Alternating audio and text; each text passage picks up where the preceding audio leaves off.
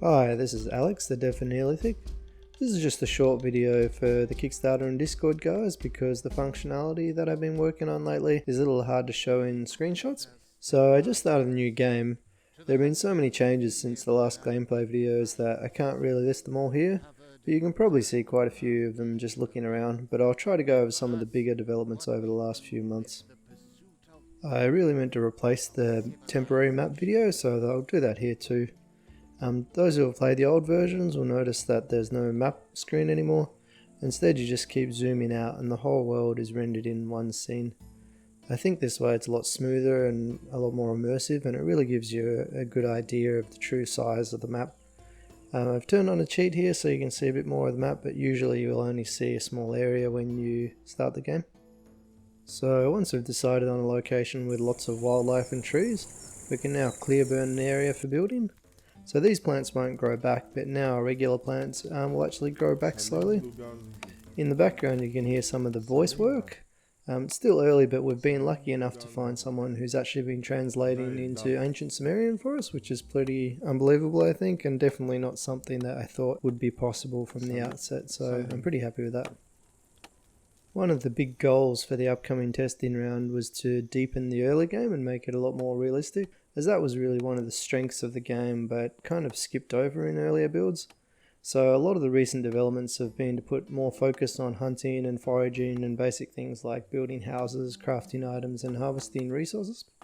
So you can now find some berry bushes which provide a lot of fruit from spring to autumn or fall, and animals provide a lot more meat now, and these resources add up to quite a bit in the early game, but obviously they're not scalable as your settlement grows, which is the intention there. Items are being reworked and there's a new range of first tier items implemented, which are fast to craft basic items. You'll still want to craft better items once you can afford the labour costs, but decent stone tools now take a long time to craft, which I think is a lot more realistic and creates a lot more interesting choices. Hunting in particular has been updated a lot, and this was obviously a big part of life in the period, and the old system was frustrating. One of the big problems was that in Neolithic, projectiles have a limited number of shots, but because the AI wasn't really complex enough to handle this, characters would end up doing stupid things when they run out of arrows or javelins. So now characters manage their ammunition automatically, and if they run out of arrows or javelins or kill the animal, they'll go and collect the arrows and javelins before moving on. They can also craft more at the fire if they do get lost for whatever reason.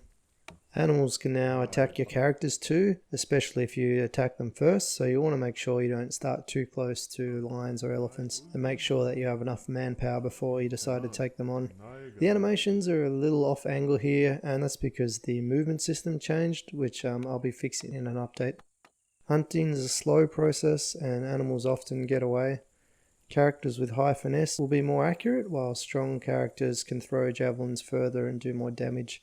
To hunt bigger game, you also probably want some stone-tipped javelins or some proper bows which do a lot more damage. Another update is the new automatic path generation, which has always been a goal in Neolithic, and it might still need a bit of balancing, but you can see some paths developing here over time, creating a lot of dirt in the middle of the village and sort of pathing out to the extents where people have been walking a lot.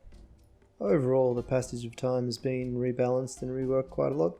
The year passes more slowly now and the seasons are a lot more meaningful with better visual feedback, and everything feels a lot more natural now I think.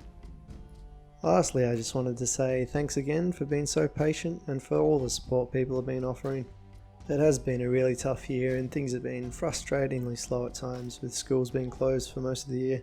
Though it's been slow, things are definitely progressing a lot, and lately the game's been feeling more solid than ever. There's still a lot more to do, but in many ways the game is already quite playable and will be continuously improving over time, and I really think there's a lot of potential for where things will end up. But for now though, if you have any questions about anything, feel free to jump on Discord, which I'll link below. I'm online pretty much every day, so feel free to send me a message or get in touch. Anyway, thanks again for watching, and I'll catch you guys next time.